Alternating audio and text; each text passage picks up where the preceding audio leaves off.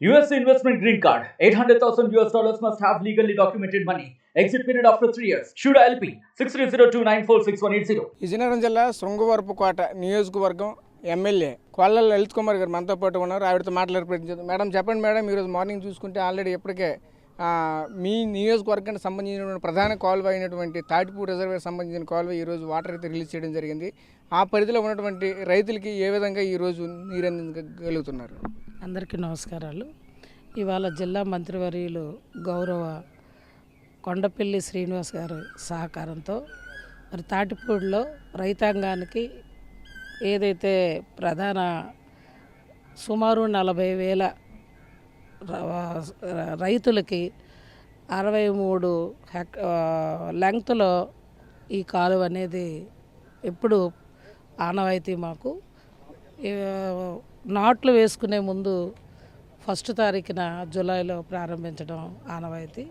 మరి గత ప్రభుత్వం 5 ఏళ్ళు కూడా వాస్తవాన్ని మాట్లాడాల్సిన నేపథ్యం ఇవాళ మేము కూడా పోలవరాన్ని ఏ దశగా విడిచిపెట్టి ఇవాళ రాష్ట్ర ప్రజలకి ఆనాటి ముఖ్యమంత్రి జగన్మోహన్ రెడ్డి అన్యాయం చేశాడో పూర్తి చేయకుండా ఇవాళ ఈ చిన్న చిన్న ఇరిగేషన్ ప్రాజెక్టులకు కూడా కాలయాపన చేస్తూ కనీసం మెయింటెనెన్స్కి కూడా నిధులు ఇవ్వకుండా ఇవాళ రైతు బిడ్డ అని చెప్పి మాయ చేసి రైతులకైతే తీవ్ర అన్యాయం జగన్మోహన్ రెడ్డి చేసిన మాట వాస్తవం.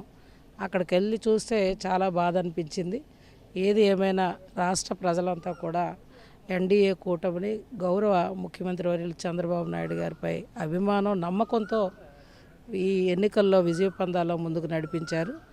ఆ దశగానే మరి మేమంతా కూడా కలిసికట్టుగా మంత్రి గారు, నేను, జిల్లాలో ఉన్న వాళ్ళు అందరం కలిసికట్టుగా జిల్లాలో అసలు ఇరిగేషన్కి సంబంధించి ఏ ప్రాజెక్టులు ఉన్నాయి, అటు పక్క తోటపల్లి కావచ్చు, ఇలాంటి చిన్న చిన్న ప్రాజెక్టులు నా ప్రాంతం ఉన్న తాటిపూడి కావచ్చు, ఇంకా అనేక ప్రాజెక్టులన్నింటినీ కూడా ఒక ప్రణాళికతో జిల్లా కలెక్టర్ గారి దృష్టిలో కూడా అక్కడ పెట్టాం.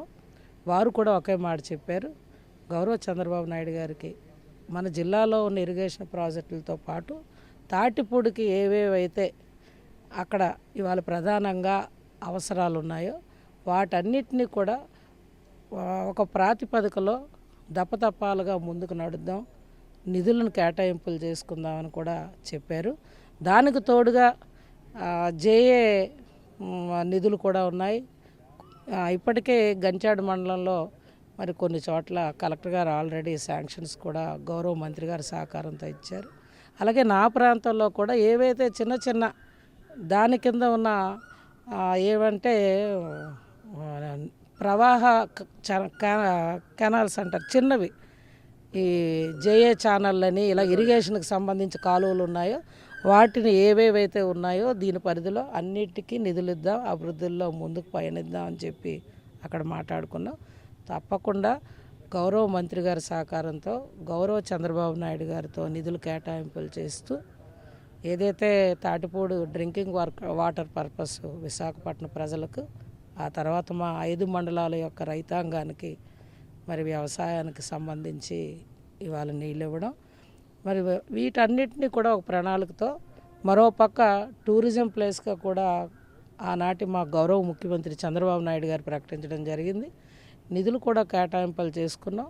మా దురదృష్టం గత ప్రభుత్వం ఏది టూరిజం అని చెప్పి మాయ చేసి ఆ తాటిపూడి ఎన్నో రాష్ట్రాలు దేశాల వాళ్ళు కూడా వచ్చి చూసి ఎంతో బాగుంది ఈ ప్రాంతం, ఈ ఇరిగేషన్ చిన్న ప్రాజెక్ట్ అని చెప్పి మమ్మల్ని అభినందించిన సందర్భాలు కూడా ఉన్నాయి.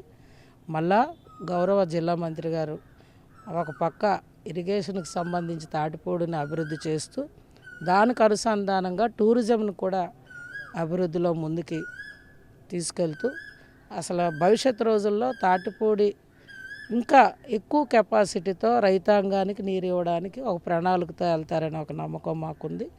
ఆ దశగా ఎస్కోట గజపతినగరంకి సంబంధించి ఇరువురం కూడా బాధ్యత పడి ఆ ప్రాజెక్ట్ని అయితే ఏదైతే పెద్ద ప్రాజెక్టులో చేర్చే దిశగా మా ప్రయత్నం కూడా చేస్తామని మరి ఇవాళ రైతాంగం అంతా కూడా హర్షాన్ని ప్రకటించారు. మళ్ళా మన తెలుగుదేశం చంద్రబాబు గారు వచ్చారు, మీ ఇరువురు ఉన్నారు, బాధ్యతగా మరి ప్రాజెక్టుని ఇంకా అభివృద్ధి పదంలోకి ముందుకు తీసుకెళ్ళండి అని కూడా చెప్పారు.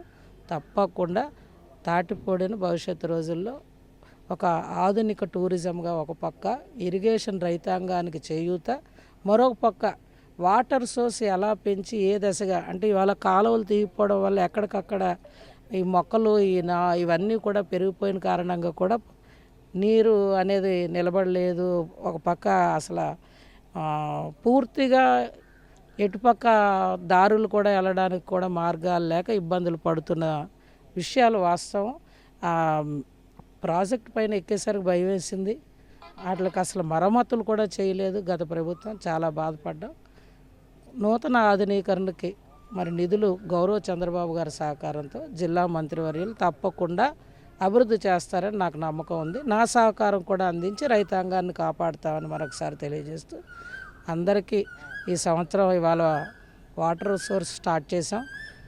సకాలంలో వ్యవసాయాలు కూడా పడి అక్కడున్న రైతాంగం అంతా కూడా సిరి సంపదలతో ఈ సంవత్సరం ఇంట పంటలు పండాలని ఆ కలియుగ వెంకన్నను కోరుకుంటూ మరొకసారి ఈ కార్యక్రమం మా అందరం కలిసికట్టుగా ఈ జిల్లా అభివృద్ధికి సహకరించుకొని ముందెళ్తామని కూడా మరొకసారి తెలియజేస్తూ నమస్కరిస్తూ సెలవు తీసుకుంటాం. అదేవిధంగా ప్రధానంగా చూసుకుంటే రైతులకు కావాల్సింది వాటర్ అయితే ఈరోజు ప్రధానంగా ఫస్ట్ ఆఫ్ ఆల్ అందించడం జరిగింది. ఇక్కడ నుంచి మీ నియోజకవర్గానికి సంబంధించిన రైతాంగానికి ఎటువంటి ఒక అభివృద్ధి ప్రణాళికని ఏ విధంగా సిద్ధం చేసుకున్నారు? అంటే ఇప్పుడు మనకి తాటిపూడి అనేది ఎన్నో ఏళ్ళ నాటి ప్రభుత్వాల్లో నా మీద నుంచే త్రాగునీరుకి విశాఖపట్నం వెళ్తుంది. మరి నాకు కూడా కొంత త్రాగునీరుకి ఎస్కోట్ మండలానికి కూడా ఒక ప్రాజెక్టులో పైలట్ ప్రాజెక్టులో ఇప్పటికే అందజేస్తున్నాం. ఇంకా రైతాంగానికి వచ్చేసరికి జామి ఎస్కోట్ మండలంలో కొన్ని గ్రామాలు ఈ తాటిపూడిని ఆనుకొని ఉన్న గ్రామాలు భవిష్యత్ రోజుల్లో ఏదైతే పోలవరం పూర్తి చేసుకొని సుజల స్రవంతి ద్వారా విశాఖకి మంచినీళ్ళు మనం అందజేయగలుగుతాం.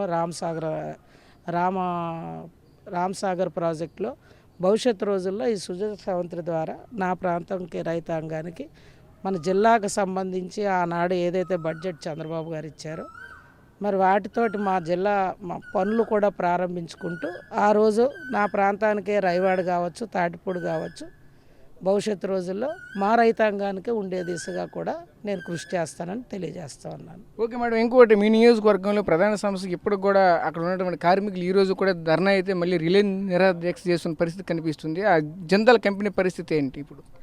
జిందాల్ మేనేజ్మెంట్ వాళ్ళు ఎంత తెరవమని అడిగినా వాళ్ళు చెప్పే మాట ఒకటే, గత ప్రభుత్వంలో ఈ కోల్, కరెంట్, ఇతర పరిశ్రమలకు సంబంధించి రాయితీలు జగన్మోహన్ రెడ్డి ఇవ్వలేని కారణంగా మరి నష్టాల ఊబిలోకి మేము వెళ్ళిపోయాం.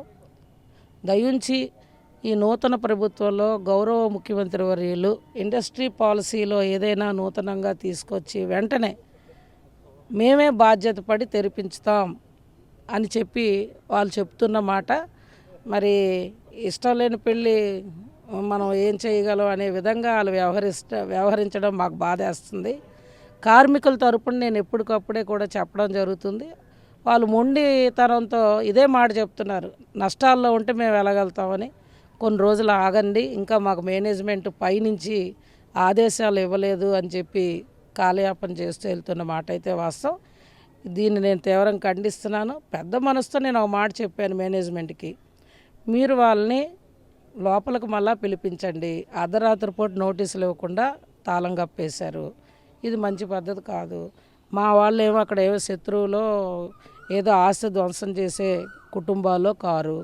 కార్మికుల్ని కూర్చొని ఒక సమంజసమైన విధానంలో మనం ముందుకెళ్తూ, పోనీ వాళ్ళ అప్పుల్లో ఉన్నాం, నష్టాలు ఉన్నాయి, పోనీ 30 రోజుల్లో పోనీ ఇన్ని గంటలు ఇన్ని రోజులు ఏవో ఒక మాటలు మాట్లాడి చర్చలకు వస్తే బాగుంటుందని కూడా నేను పలుమార్లు చెప్పాను.